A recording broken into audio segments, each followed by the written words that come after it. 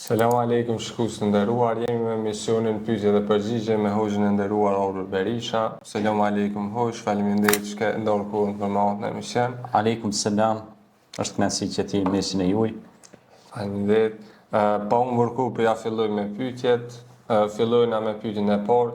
Çfarë vlere ka agjerimi i 6 ditëve të muajit Shevval? Bismillahirrahmanirrahim. Me emrin e Allahut mëshiruesit mëshirbërësit. Sigurisht pas kalimit të muajit bekuar të Ramazanit, pason muaji bekuar i Shevvalit, për të cilin pejgamberi alayhis salatu wassalam ka thënë: kush agjeron muajin e Ramazanit dhe pason me 6 ditë të Shevvalit, domethënë pasi të kryhet Fitr Bajrami 3 ditë, domethënë pasojnë 6 ditë agjerim Shevval quhen, pra është si të ketë agjeruar gjithë vitin, domethënë i merr sevapet ose shpërblimet sikur me pa ngjinu krejt vitin. Prandaj është një mundësi e ortë, është një mundësi e mirë këtë muaj, pra në muajin Shevval, në cilin vesh jem këtë muaj, do thotë, është mundësi e ortë që me dijen e Zotit pra të agjerojmë 6 ditë rresht, një nga një, pra kur të startojmë pra me agjerim, të jenë 6 ditë të pa ndashme me njëna tjetrën, të pa këputura, në mënyrë zinxhirore, dhe pejgamberi sallallahu alajhi wasallam na ka treguar në cilin hadith e transmetojnë pra Imam Buhariu dhe Imam Muslimi, por edhe ka transmetime dhe tjera që tregojnë mbi rëndësinë dhe peshën që ka muaji Shevval. Në këtë muaj pra janë mundësitë e arta që pas Ramazanit ta kompletojmë këtë 30 ditëshin pra që e kemi bërë Ramazan, pasi u gëzuam e bëm Baram me njëri tjetrin dhe ja bënëm për hajr Bajramin, Fitr Bajramin njëri tjetrit, pas gjitha këtyre bamirësive, agjerimeve, fitrave, sadakave, mirësive që i kemi bë, vetëm për me fitu kënaqësinë të madhe të Zot, pra pason ky muaj që është muaji Shevval, edhe në këtë Shevval pra ndër veprat më të pëlqyeshme dhe më të mira është agjerimi i 6 ditëve të pa këputura, pra që është një shpërblim shumë i madh. Gjithsesi, wallahu ta'ala alem, pra Zoti e din mas mirti, mirë po, kjo është mirësi e ato që ka na ka thoni dërguari, pra na duhet ta pasojmë. Wa ma yantiku anil hawa in huwa illa wahyun yuha, pra pejgamberi Muhammed alayhis salatu wassalam nuk fliste nga vetja e tij, por ishte pra i frymzuar nga ona e Allahut dhe nuk merrte asnjë iniciativë pa kanë pra referencë, pra frymzim pe Allahut xhaleshanuhu. Pra pejgamberi nuk ka fol pe vetes vet, por ka fol vesh nga ajo që është inspiruar dhe frymzuar nga krijuesi. Faleminderit për përgjigjen hoxh. Faleminderit ju. Vazhdojmë me pyetjen e dytë. Sa e rëndësishme është duaja në jetën e besimtarit?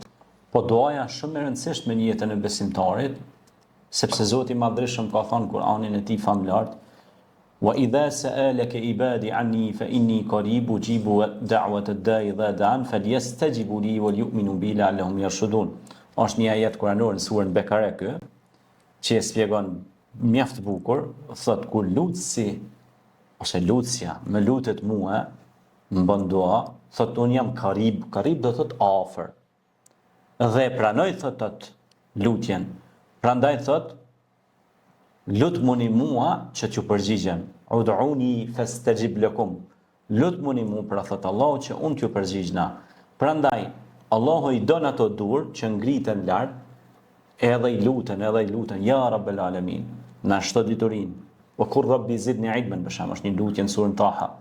Ose o Zot, na bëj pej të mençurve. O Zot, na shto bereqetin. Allahumma nas'aluke barakat fi kulli shay. Pra duaja në jetën e besimtarit ka është lidhje drejt për drejt pra e njeriut me krijuesin, Allahun fuqiplot. Ajo është adhurim dhe forcë shpirtërore, pra, sepse njeriu sa më shpesh lutet ti je shpirtërisht më i përgatitur, pastaj ti je si një forcë magnetike që lidhesh me krijuesin vazhdimisht edhe ja çon hallet dhe derët e tua, dhe ajo është krijuesi rregullatori i çështjeve. Për shembull, një dua që unë shpesh ja rekomandoj besimtarve: Allahumma ya jabbar ijburni. O ti Allah që je rregullator, krijues që je rregullues i çështjeve, na i rregullon çështjet tona. Që i thon popullin këtë gjuhën popullore, o i dis na i punë, drejtën ai punë. drejtuesi çështjeve. Pra është Allahu subhanahu wa taala. Për shembull, kur keni ndonjë vështirësi, ndonjë të papritur ose keni një ngushëllëk, pejgamberi selam ka thënë thuni la hawla la quwata illa billah. Nuk ka forcë as fuqi më të madhe se fuqia e Zotit. Pra ai që ka fuqi i drejton punët se është xhebar. Allahumma ya jabbar ijburni. Për shembull, mund lutem me thënë Allahumma ya jabbar ijburni la hawla la quwata illa billah. O ti drejtuesi çështjeve, na i drejto çështjet sepse nuk ka forcë as fuqi më të madhe se fuqia jote. Pra mund t'i kombinosh këtë lutje shumë të shkurta, mirë po janë shumë efikase. A kupton ajo? Po. Kanë efikasitet shumë të madh dhe ne në jetën tonë të përditshme duhet t'i bëjmë si shprehje atomike, si shprehje të mira, sepse sigurisht janë shprehje të Krijuesit, edhe janë shprehje të mira, pra ne duhet mësohemi me duat në jetën tonë të përditshme, sepse ato ndikojnë në jetën tonë të përditshme. Pra duaja ndikon në jetën tonë të përditshme. Ud'uni fastajib lakum, pra Zoti ka thënë, lutuni mua e unë ju përgjigjta. Kjo është pra fuqia e duash. Mirë po duaja duhet të jetë ti jesh i sinqert në lutjen tënde, ta bësh për Allahun, ta bësh me bindje të plot lutjen, pra të mos kesh dyshime në lutje. Se shumë njerëz kur luten, për shembull, ose kur vinë për të lutur në bashkallëk, në grup, në lutje së bashku me imamin e xhamisë ose me hoxhën e nderuar, kur bojnë lutje se rukje, thot pse po më shtyhet lutja, thot, po ti nuk e ke besimin. Pra dy kushte janë për të pranuar lutja, se rukja, se duaja. Në një është të kesh 100% besim tek Allahu, se Allahu shëron dhe udhëzon dhe pranon lutjet. E para, e dyta është mbështetja tek Allahu e fuqishme, pra 100%, dhe durimi, e dyta pra, e para është mbështetja, bindja, sinqeriteti, kurse e dyta është durimi në pranimin e lutjes. Sepse njeriu është i padurueshëm, ka shpejt qef senet, tap. Me njëherë dënë.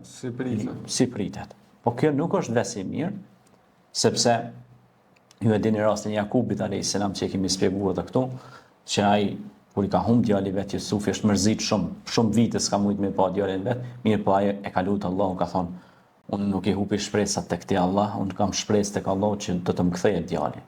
Dhe Allahu ja ka pranuar lutjen, ju ka kthyr djalin mas sa vitesh. Pra Allahu ja ka pranuar lutjen. Ose rastin e Jubit a.s. që u smur dhe kur erdhi pra puna, tha ti je mëshirues dhe pra ti je shëruesi, pra je mëshiruesi, Allahu e shëroi, e ngriti përsëri. Pra boni durim, edhe Allahu ja pranoi durimin, lutjen. Pra durimi, bindja, itikadi, mbështetja plot tek Allahu, domethënë mundsojnë pra realizimin e lutjes. Kjo është mirësia e lutjes. Pastaj për me fol për duan jetën e besimtarit duhen orë të tëra. Kom pas të tribun islame që kena marrë në për xhamia, në qoftë në shtratra, në qytete, në organizimet tona që kemi bënë për evenimente të ndryshme, që kemi diskutuar për rëndësinë dhe peshën që ka duaja në jetën e besimtarit. Ajo është jashtëzakonisht e rëndësishme sepse ajo është thirrje. Apo ti kur e thret Krijuesin nuk të lën pa përgjigje. Ti pe thirr njërin, pi thu hajde në man, për shembull, që është njëri që thot vetë njëri se ka njerëz i thirr, po ata nuk kuptojnë, ose bëjnë kind se nuk kuptojnë. Ti e thirr pra njërin, edhe çka ndodh? Pra të përgjigjet. Një thirrje e thjeshtë. E ti me thirr Zotin. Ai sigurisht që të përgjigjet sa është krijuesi atë. Faleminderit thosh për përgjigjen, vazhdojmë me pyetjen e tretë. Si mund të ashtojmë bereqetin në jetën dhe pasurinë tonë? Bereqeti dhe pasuria sigurisht shtohen kur ne I falim vaktet e namazit në kohën e caktuar. Inna salata kanat alal mu'minina kitaban mawquta, pra namazi është obligim për besimtarin në kohën e caktuar. Pra 5 kohët namaz, nga 5 minuta janë 25 minuta, më ia kushtu Krijuesit në shenjë falënderimi. Për shkak se gjatë kohës namazit kemi shumë lutje, shumë dua që na lidhin me Krijuesin, edhe Krijuesi na shton të mirat, na çon mëshirë, na çon bereqetin. Pastaj ndikim shumë I madh I shtimit të bereqetit është dhënia sadakas. Do të më bëj si shprehi çdo ditë na, për shembull, me ushqy ndonjë mace, ndonjë qen, ndonjë zog, ndonjë shpez, ndonjë jetim, ndonjë të varfër, ndonjë njerëz që ka mjet pa bukë. ndonjë të smur, ndonjë të pastri, do më thonë, sa do pak, mjafton 1 euro, ose 50 cent, një pital, një kashore bukë, shumë e vogël mund të jetë, po te Allahu mundet me pas shumë vlerën e madhe jashtëzakonisht vlefshme.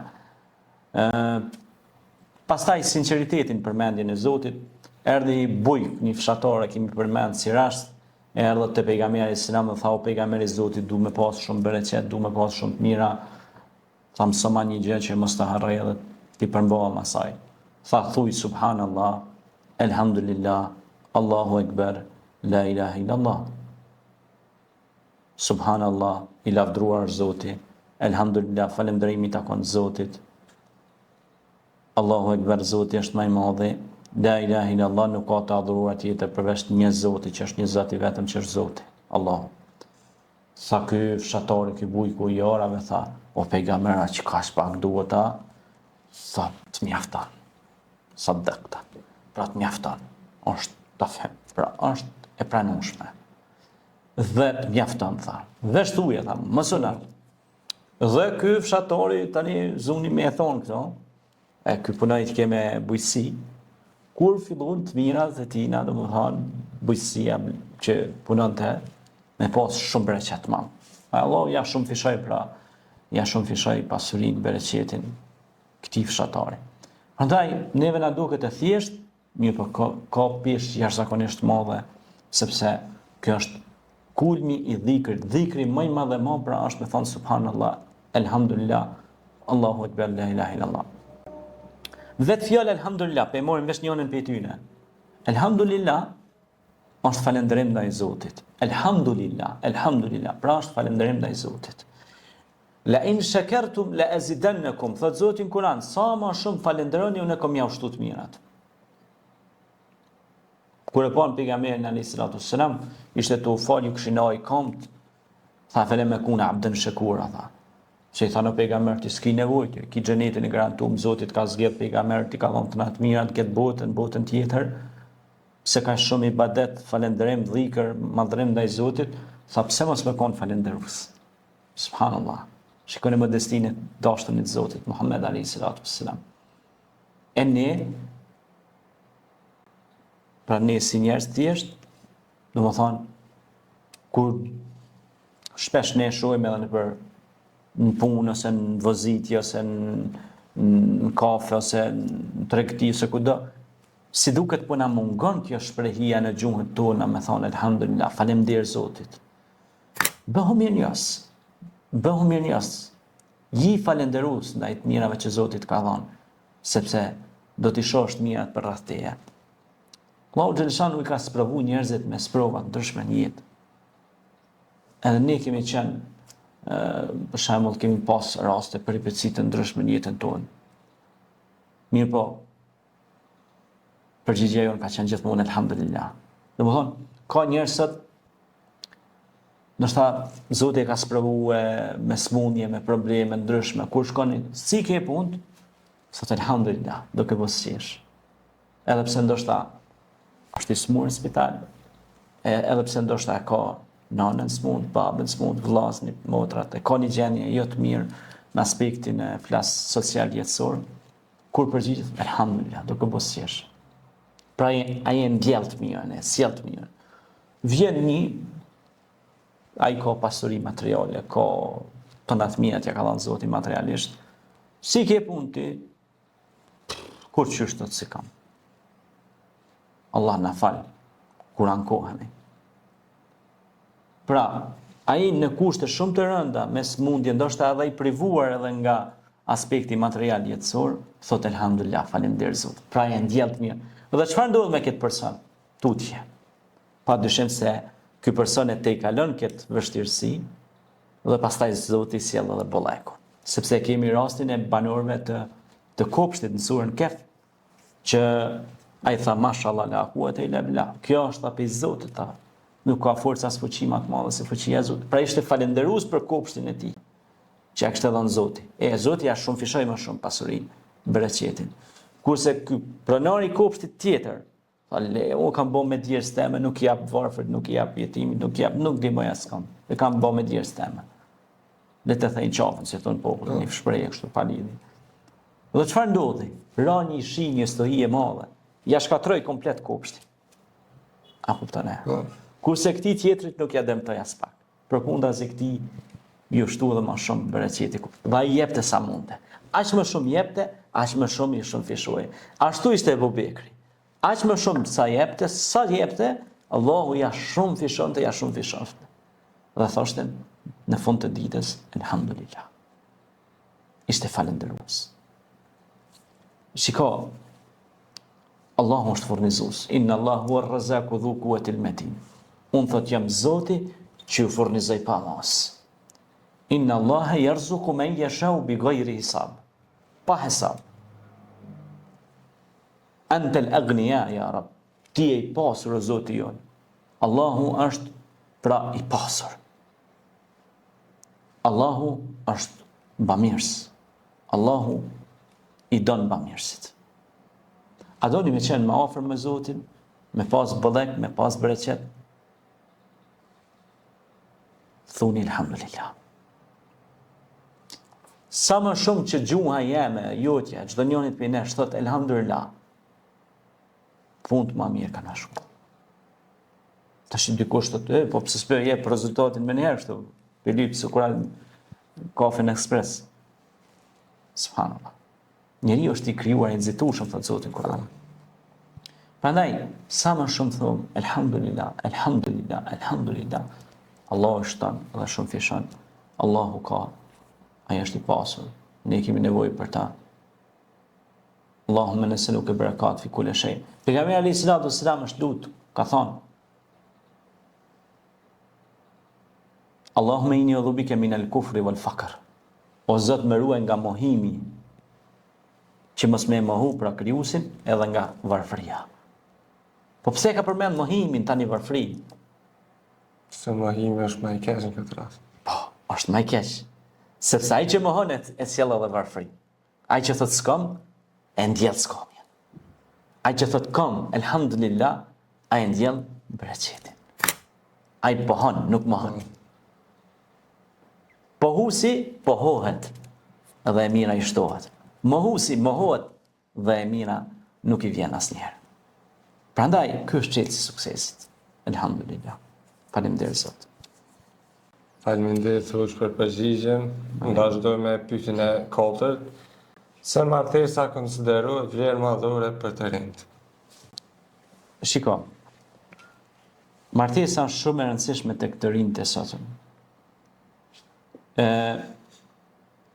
Pejgamberi alayhis salatu wassalam ka thënë: "Ja ma'sharis shabab, o ju të rinj, martonu, falyatazawwaj, pra martonu sa më shpejt." Sepse është ilaç. Martesa është burim i lumturisë. E kundërta e saj është burim i fatkeqësisë. E kundërta do të thonë imoraliteti, zinaja. Wala taqrabu zina innahu kana fahishan wa sa'a sabila. Allahu ka thonë Kur'an, mos ju afroni prostitucionit, zinas, imoralitetit, se ajo është humbje e madhe. Humbje e madhe. Jemi në këto ditë, po shohim edhe në për media, në për lajmet të ndryshme, në kronikat e zeza, që po ndodhin vrasje të shumta për shkak tradhtive dhe imoralitetit dhe prostitucionit. Raste të ndryshme ku vajza e bia botës vret dashnorin, e dashnori vret dashnoren, se në këtë rast nuk është dashni, po është helem, është imoralitet, është poshtërsi. Kjo nuk e ka emrin dashni. Kjo e ka emrin kurvëri. Më falni që shprehim kështu. Pra kjo është imoralitet. Dhe Zoti ka tregu, ka thonë, një qaj, kunërzimi, unaza, paja në sëris, traditat tona, të kombit shqiptar që kemi pas, me shekuj. Dhe thot, martesa është zgjidhje e çdo problemi. Kurse e kundërta e martesës është hapja e çdo problemi. Me hap probleme, do më thonë, belaja, telashe. Dhe sa më shumë hapen ato telashe, aq më dëm ju bën njerëzve për rreth. Prandaj, dy gjëra i përmend Allahu në Kur'an për burrin dhe gruan, për martesën. Sot një tha e kanë nga lidha, ata janë të lidhur ngushtë mes njëri tjetrit. Pra, burri dhe gruaja. U thot litaskunu ilayha. Gjojnë kënaqësitë e njëri tjetrit. Pra, burri e gjon kënaqësinë te gruaja, e gruaja e gjon kënaqësinë tek burri. Kjo është kënaqësia e vërtetë. E kundërta është me pasuja fatale. Kemi rastin tash në këto ditë që ndodhen disa raste që nuk duhet as ti bëjmë, se ka herë thonë edhe përmendja është një lloj reklame, një apo marketing të keqes, promovimi të keqes, ne promovojmë të mirën në emisionet tona, ju e dini. Pra, dini rastin e mur armën, vrau atë që kishte bashkëjetu me ta, vrau të moshuarën, vrau ato, u bën 3-4 vrasje, edhe në fund vrau dhe vete. Subhanallah. Ngushëllime atyre familjarëve, Zoti i ndihmoft gjithë ata. Ne na mëson Kurani që të promovojmë paqen, të promovojmë të mirën, sepse ne jemi pra ummetul khair, kuntum ummetul khair, ne jena umeti i mirësisë, që parandalojmë të keqen, e parandalojmë së pari, e parandalojmë, por edhe ndalojmë. Parandalimin nga ndalimi ka dallime shumë lloja, sepse parandalimi është një fazë që nuk e lejon me shkuar. Faza ndalimit është që është të shkuar drejt problemit. Se bën që mos më bëu më Ti prapë frenon. Do të thonë janë dy mure frenuese. Muri i parë që e parandalon. Po. Prandaj edhe Zoti ka thënë Kur'an wala taqrabu zina, mos ju afro zinas. Tani është muri i dytë, ti ke afru zinos, gati jetë orë të zinoja, mirë po dhe aty ne mundohemi që t'i frenojmë duke ju thonë ndalë, mos bëjnë prostitucion, sepse është vepër e mallkuar e shejtanit. Prandaj, edhe pejgamberi alayhis salam ka thënë që momentin që zinaqari dhe zinaqarja që janë të bëjë zina, është momenti që mundet me të dalë shpirti pa dinë iman, Zoti na ruajt. A kupton ajo? Me vdek pa besim. Ka transmetime, ka hadithe të tilla. Prandaj duhet shumë kujdes se harami është dera e së keqes, harami. Kur nuk të lën me pa dritë me sy. Kurse halali është dera e bereqetit dhe të mirave. Prandaj, më mirë martohu, fejo martohu, krijo familje, siç e ka thënë Zoti, po e kemi edhe traditën tonë si shqiptar, në përgjithësi, traditat tona të mira, që ato na kanë shpëtuar familjen, ose nuk ke kur farë mundësi e jeto vetëm. Mbështet ju Allahut, agjëro. Për shembull duhet me agjëru, të rritë duhet të agjërojnë. Sepse agjërimi të frenon pej instiktit shtazarak që ka njeriu, pra të frenon pej egos, të frenon pej hipshit, se gjithë ti pra ndalohesh nga ushqimi, nga gjërat, domethënë që të çojnë negativitet. Dhe e frenon. Martesa është për të rritë, pra është dera e bereqetit dhe suksesit, ndihmon pra në rujtjen e moralit, dhe është suneti i dërguarit Muhammed alayhis salam, dhe lumaj që ka mundësi, edhe është mirë që sa më shpejt mos me evonu. Ka shumë të rinj sot për shembull që i kanë bërë për shembull 26 vjet, 27, 28, 29, ndoshta 30, ndoshta dikush ka përcyer edhe 30-shin. Wallahi do të më rrop vetja i përmas. Unë i bëj thirrje që shtash, edhe nëse kanë nevojë më kënu Kur'an, falas, edhe më lutë edhe më këshillu për hir të Allahut, le të vinë janë mirë se orën. A vëden? Po. Se nuk bën ashtu. Ki bo 40 vjet, 50 vjet, pa keq kuptime. Që do të afëndoj asa, normal. Hoxha thot kismeti puna Allahit thot. Ja lën Allahit kismetin ai. Po Allah ka thonë me hec pak. Më mundu pak. Se hizmeti kismeti shkojnë krahas. Bashkolltojnë, janë bashkolltar së bashku. A kupton ajo? Prandaj kur shpjegum lutjen më herë që tham duaja çfarë rëndësi ka në jetën e besimtarit, duaja si magnet. E kërkon çka lypish ki me gjet. Çka të kërkosh do të gjesh. Prandaj kërkon me u feju mu martu, ki mu feju mu martu. Valla boll për lypi hoxha kismetit, po s'po del. Ja. Ti je tu fantazu. Fantazia jote kalon çdo lloj projekcioni kinematografik. Pra ty duket vetja yll kinemaje. Po ja, ka dalë, merre veten me të mirë. Pranoa një herë veten si që je. Nuk ka ideal type, që i thonë anglisht, tipi ideal. Se për shembull, jo unë duhet nusen më të mirën çka ekziston. Po mirë, lutë Allahun, Allah mundson ma. Ose duhet djalin më të mirën çka ekziston. Po nuk ka njerit për krym këtë dunjan, rruzull toksor. Të gjithë janë mëkatar, janë gabimtar. Çka po thot pejgamberi selam? Kullu ibn Adam khata wa khayrul khata'un tawwabun. Çdo biri i Ademit është gabimtar dhe bia e tij është gabimtar. Më mirë ai që pendohet, kthehet, është i arsyeshëm. Ndaj, mos kërko diçka ideale, sepse ti kërkoje, por nuk ka kur gjë perfekt. Perfekt është veç Zoti. Njeriu është gabimtar. Ne po mos të gabomni, atëherë do të ishim me lagj. Kështu që shiko pak veten, studio, analizo veten tonë dhe mundohu të gjesh një mos balancuese me partnerin, gjesh partnerin që kërkohet. Pastaj ne duhet mundohemi që djemt dhe vajzat të lutemi që ata të kenë razi mes njëri tjetrit. Tani pastaj ndikon arsimi, edukimi familjar, si tek femra, si tek mashkulli, domethënë ata duhet të kenë kompromis familjar, të konsultohen edhe me prindrit, të konsultohen edhe me farafisin. E kemi shpjeguar edhe tek rubrika ku kemi folur për martesën, martohet vajza dhe djali për këto cilësi, për origjinën familjare, për pamjen e saj, pasurinë e saj, për besimin e saj. Kur ka thonë pejgamberi selam për besimin, imanin, ka thonë të mjafton çaja. Se një femër ose një mashkull që ka besim i tutet Zotit, pra i harun pasurinë burrit, nderin, fytyrën, dinjitetin, origjinën familjare, prindët e saj, prindët e tij, e kështu me radhë, anasjellta shkam kjo punë, zinxhirore është.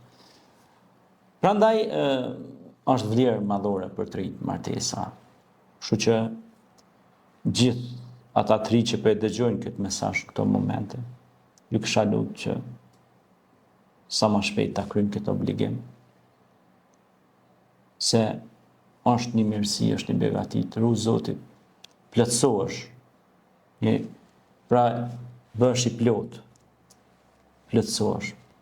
Kjo është, Allah shpërblet. Faleminderit hoq për përgjigjen, vazhdojmë me pyetjen e radhës. Kur është koha më e mirë për pranimin e duas?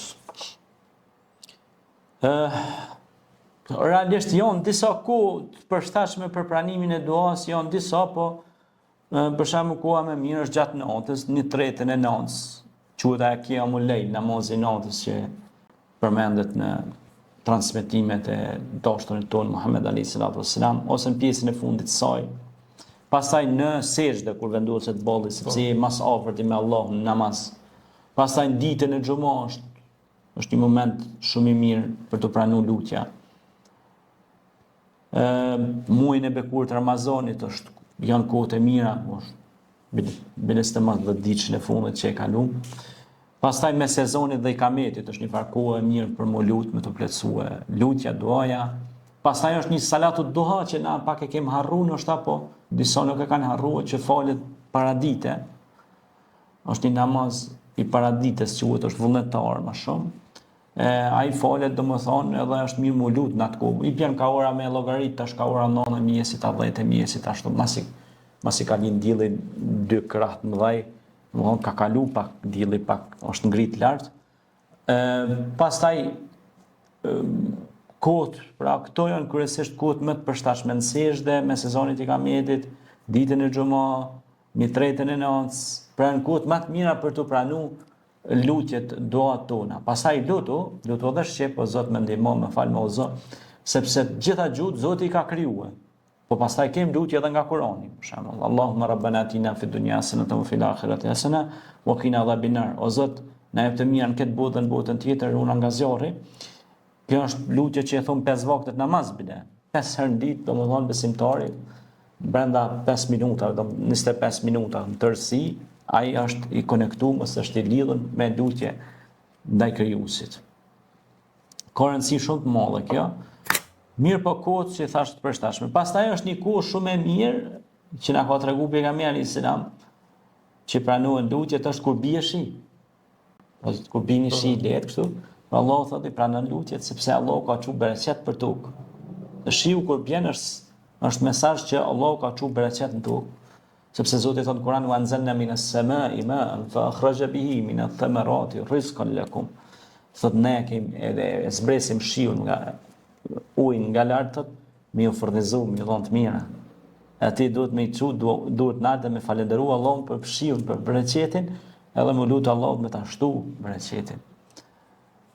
Këto janë kohët pra pak a shumë më të përshtatshme që pranohen edhe janë të përshtatshme për mu lutë. Çfarë do lutje që e bëjmë për dituri, për bereqet, për shëndet, për prindrit, për farefisin, për shumë gjëra të mira. Faleminderit për përgjigjen. Vazhdojmë me pyetjen e 6. Ku ishte dhe kush ishte Muhammed Ali? Muhammed Ali ka qenë një me pseudonimin pra Cassius Clay, ka qenë një boksier, ka qenë besimtar i madh, ka pranuar Islamin. Edhe pastaj vendosi emrin Muhammed, në shaj respekti për dërgumin tonë Muhammed alayhi salatu wassalam. Dhe ai ishte një kampion i botës në boks. Dhe mori shumë kupa, medalje të arta në Shtetet e Bashkuara të Amerikës dhe ishte një ndër personat më me ndikim në Shtetet e Bashkuara të Amerikës, ndër personat më me ndikim që akoma, edhe pse ka ndru jetë tash, nuk ka shumë kohë, domethënë akoma përmendet për mirë, që ka ndihmuar shumë smurve, shumë të varfërve. Para ca ditë e lexova një status shumë interesant, Lërgjinja që më la përshtypje të madhe. Në kohrat më të hershme, po flas 100 vjet, 200 vjet përpara këtu në trujet shqiptare, ku do në Kosovë, Shqipëri, Maqedoni me gjërë, ka pas shumë shoqata bamirësie, fondacione, njerëzit kanë ndihmuar shumë. Ju kanë dhënë bukë njerëzve, drum, çka kanë pas mundësitë e veta, por ka qenë që i thonë anglisht charity, që bamirësia ka qenë shumë e madhe tek njerëzit. Njerëzit e kanë dashur shumë njëri tjetrin. Unë shpresoj që të rikthehet përsëri ajo. Po pse përmendni pikërisht këtë? Sepse Muhammed Ali ishte prej këtyre personave që ndihmoi shumë pra, ndau buxhetin e tij nga sporti që kishte, ndau për familjet nevojë, për smurit, për jetimët, për bonjakët, për homeless, atë postrejt që janë. Dhe i ndihmonte. Sa më shumë i ndihmonte ata, Allahu ja shumëfishonte pasurinë edhe pse ai kishte dalë në pension. Domethënë, sepse normal njëri kur del pasi pensionohet, normal ti nuk jemi të punu, je pa punë, e keni penzi. Mirë po Allahu ja shumëfishonte pasurinë. Mirë po ai kishte edhe fjalime të mëdha motivuese. Motivational speaker, ishte folës motivuesi i madh. Vinte nga sporti si boksier, fitoi shumë lojna pra ndeshje me kundërshtar shumë të njohur, i mposhti ata dhe kur hynte në ring thoshte që unë i mbështetem Allahut dhe çdo gjë pra motivoi edhe nga jeti kuranor që thot Zoti në Kur'an wa ma tawfiki illa billahi alayhi tawakkaltu wa ilayhi unib. Pra dhe suksesi im është në dorën e Zotit, unë atij i mbështetna. Dhe ishte shumë besimtar i përkushtuar, pastaj hoqi dorë pra nga boksi sepse doli edhe pranoi dhe Islamin, edhe vendosi që të bëj pra edhe Charity Foundation, pra fondacion për bamirësi, dhe i ndihmonte njerëzve të nevojë, dhe përfundimi i tij ishte shumë i mirë, pra që i ndihmonte njerëzve vazhdimisht me shumë familje, domethënë shumë student të reja, domethënë morën bursa, ndihma nga ky personalitet i njohur. Bides është një video shumë virale në rrjetet sociale, mund ta kesh pa edhe ti Lordinju, por edhe ne dhe pyesim në një emision televiziv Who's your bodyguard? Kush është bodyguardi jat? Edhe thot, ai është thot Allahu. Po para se më thonë ai është Allahu, thot, unë thot Kur jam i smur, ai më shëron. Unë kur jam i dopt, ai më jep forcë.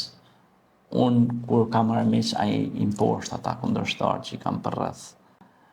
Ai thot me bën për të qesh, ai më bën për të qesh. Do më motivuat nga jetët e Kuranit. Thot ai më ruan ditën, ai më ruan natën. Unë kur jam në gjumë ai më ruan. Unë kur jam i zgjuar ai më ruan. Thot ai është Allah, ai është mbrojtësi më i mirë. S'kam nevojë thot për bodyguard, sepse mbrojtësi im është Allah. Pra foli si foli Umeri radiallahu anhu, që dilte ishte pris besimtarëve, edhe dilte në shesh kryeministri i vendit, edhe s'kishte bodyguard, as xhipa, as kerë shtrejt, as atëherë s'ka pas kerë, po as deve, as kual, as domethënë edhe i thash ja Umer s'jush del ti ki armiq mujnë me të vrau, mujnë anselon. Jam i lidh me Zotin. Inni khaf Allahu Rabbul Alamin, tha unë kam frikë Zotin në botë. Kur jam i drejt, pse të friksohem? Popullit vetë nuk i hinte në hak, nuk bënte pa drejtësi. Atëherë pse të friksohen? Kështu që kjo është përfundimi i mirë.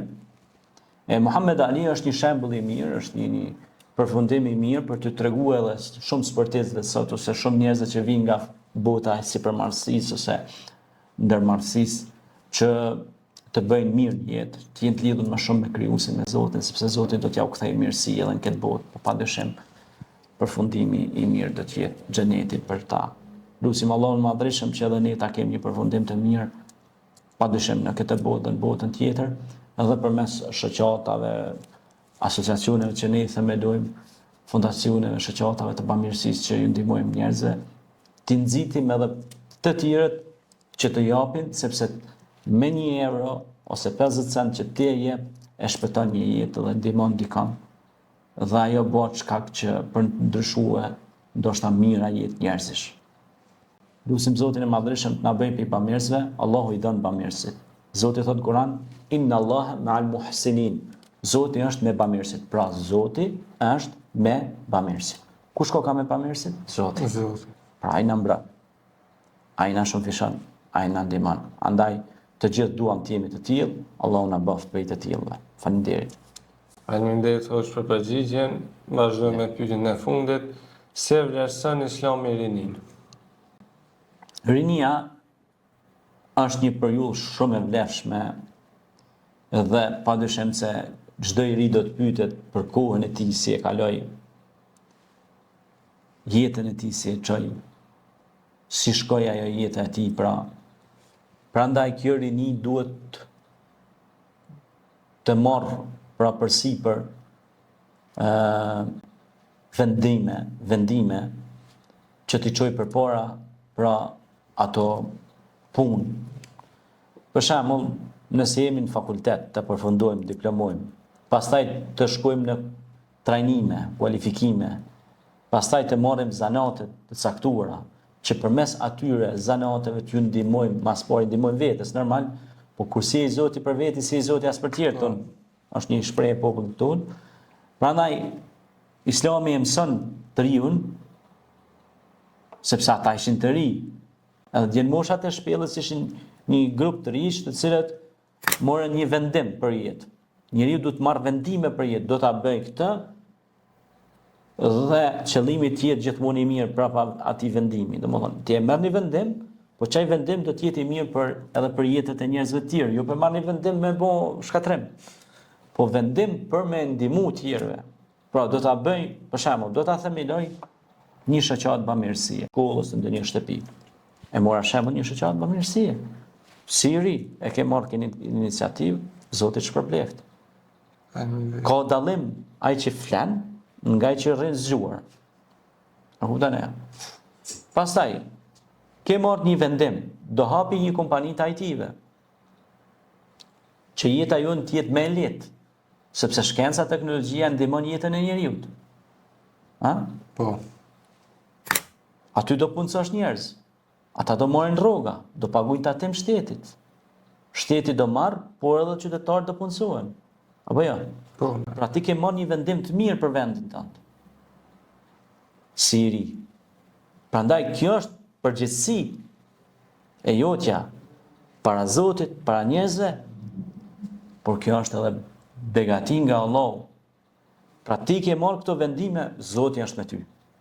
Se është let, po, a me let kallet dënjoja, let e merë dikush tjetër këtë punë për si, për unë s'dal në teren, unë s'dal me punu, s'dal në zyre, s'dal me orarë në punë, vinë gjysë ditës në kompani ose në zyre, në punë, gjysë ditës nuk shkon, gjysa ditës ka shku, kur për dënë, aksham, vjen i lodhur, i dërmuar.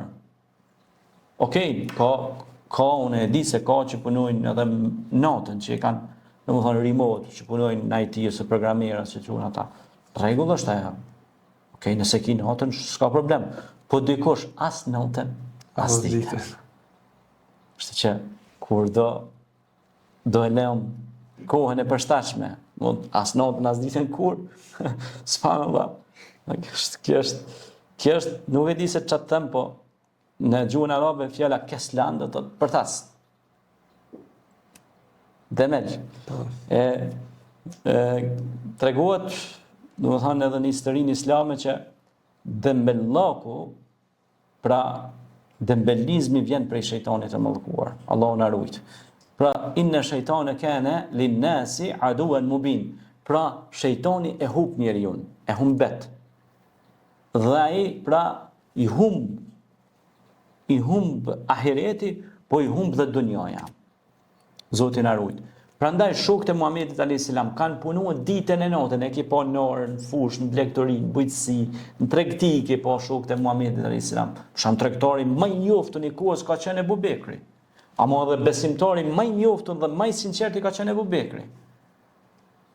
Punëtori më i njohur i kohës ka qenë Abu Bekri, Uthmani, Aliu radhiyallahu anhu, kështu më radhë. Mirë po, ata kanë fituar dunjon, ata kanë punuar edhe për ahiret, mirë po kanë fituar edhe ahiretin dhe dunjon. E dikush ngon mas dunjos, e hup edhe dunjon, e hup edhe ahiretin. Kështu që ti punon në këtë dunjo, sikur do të vdesësh nesër. Pra, puno, po ndoj nga të mirat që materiale për sakatat, për ata që s'kanë mundësi më punu, kuptohet. Kurse nëse je aftë për punë, çogra i punës. Çfarë do punë, asociacion, administrat, dije, mbledhi, tubim, arsim, edukim, që bi thonë ta selling skills, me shit aftësit, dijen që ta ka thonë Zoti, me ja shpërndo me avon të tjerëve. Çka do që ti posedon, shpërndaje me të tjerë, dhe me të mira që të dhatë Zoti yt, trego, po thotë ajeti kuranor në surën Duha. I thot Muhamedit alayhis salam, me të mira që t'i ka dhënë Allahu, tregoj edhe të tjerëve, mësoj edhe të tjerëve. Kjo është. Faleminderit hoq për përgjigjet. Faleminderit të ju teleshikuesit që keni marrë kohën për të na ndjekur sot. Kjo ishte për të gjitha dhe ju uroj një ditë të mbarë. Faleminderit.